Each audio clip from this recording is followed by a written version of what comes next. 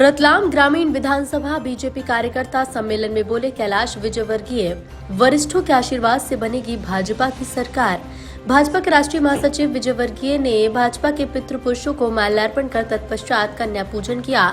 अपने उद्बोधन में कांग्रेस और गठबंधन करने वाले विपक्षी दलों पर निशाना साधा, जिससे ग्रामीण विधायक दिलीप कुमार मकवाना की तारीफ करते हुए कहा कि पूरी ईमानदारी से रतलाम ग्रामीण में करोड़ों के कार्य किए हैं। मौके पर भारतीय जनता पार्टी के समस्त वरिष्ठ जनों की उपस्थिति में रतलाम ग्रामीण के रामपुर, मोरवनी, सिमलावदा, खुर्द, मलवासा सहित विभिन्न गांवों के सैकड़ों जैस और कांग्रेस के कार्यकर्ता भारतीय जनता पार्टी की सदस्यता ग्रहण की। इसमें मुस्लिम कार्यकर्ताओं सहित से जाब्ता की 20 महिलाएं भी शामिल रहीं। बताया कि केंद्र में गठबंधन करने वाले विपक्षी दलों की तुलना बाढ़ में एक ही जगह पर फंस गए कुत्ते, बिल्ली और चूहे जैसी है और बाढ़ के डर से एक ही स्थान पर पनाह ले लेते। और कहा कि हेलीकॉप्टर के पायलट ने बताया कि गुजरात की बाढ़ के दौरान उन्होंने एक ऐसा नजारा देखा जहां एक स्थान पर एक दूसरे की जान के दुश्मन कुत्ते, बिल्ली, चूहे, सांप और नेवले बाढ़ से बचने के लिए इकट्ठा हुए थे। इसी तरह विपक्षी दल भी देश में चल रही मोदी नाम की बाढ़ में बह जाने के डर से इकट्ठा हो रहे हैं। उसी तरह सैलाना और रतलाम ग्रामीण विधानसभा क्षेत्र के कार्यकर्ता सम्मेलन में शामिल होकर भाजपा महासचिव ने कांग्रेस नेता राहुल गांधी, सोनिया गांधी और दिग्विजय सिंह पर जमकर बरसे। वहीं राम मंदिर निर्माण को लेकर कैलाश विजयवर्गीय ने कहा कि जो लोग भगवान राम के अस्तित्व को काल्पनिक बताते थे, उन्हें भी जनवरी में भगवान राम के भव्य मंदिर के शुभारंभ अवसर पर आकर अपने समस्त पाप धोने का मौका मिलने जा रहा है।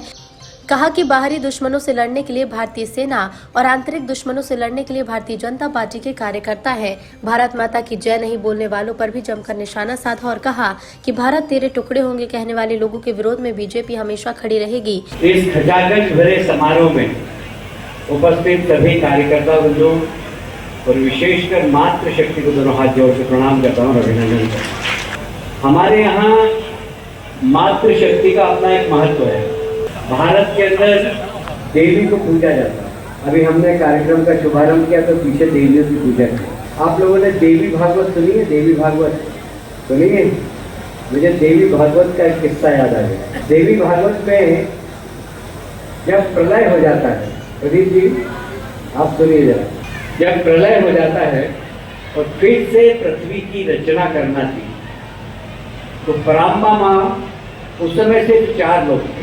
पराम्बा माँ थी, ब्रह्मा, विष्णु, महेश, 3 लोग।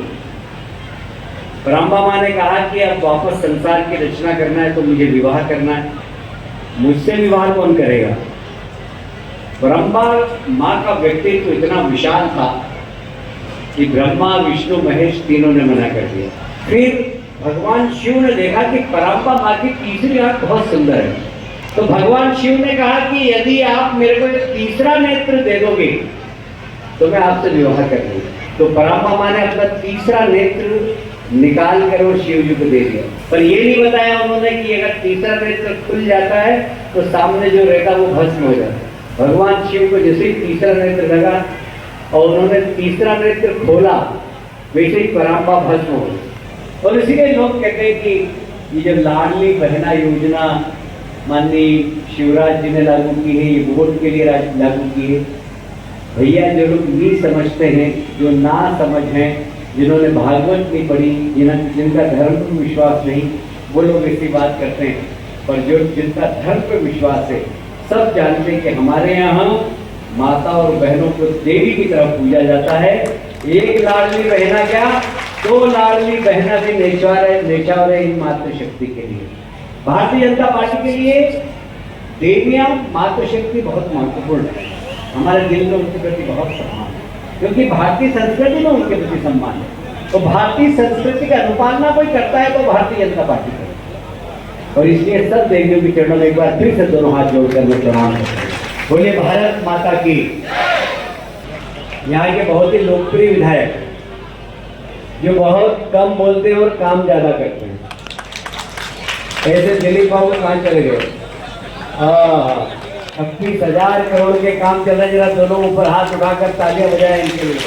देखिए, जो भी इस प्रकार की गतिविधि में हिस्सा लेगा देश में, उसके खिलाफ कड़ी कार्रवाई होगी। तो हरियाणा में आप देख रहे हैं जो लोग आइडेंटिफाई हो रहा है उसके खिलाफ कड़ी कार्रवाई होगी। यह षड्यंत्र सारे देश में चुनाव के पहले फैलाने का कुछ लोग कोशिश कर रहे हैं, और सरकार ये सब सचेत हैं और ऐसे लोगों के खिलाफ कड़ी से कड़ी कार्रवाई। दोनों प्रदेश में और देश में आपकी सरकार है, कब तक शांति बहाल की उम्मीद करें मणिपुर और हरियाणा को लेकर? आप तो यहाँ की बात कर रहे हैं, मध्य प्रदेश की बात कर रहे हैं, इतनी दूर की कहाँ कर रहे हैं? यहाँ की बात। मध्य प्रदेश में लगभग कितनी सीटों की उम्मीद है आपको? तो यही बहुमत से हम सरकार बनी। रतलाम ग्रामीण से Dhannalal Dhakar, Bharat 24/7 news, bureau report, Ratlam.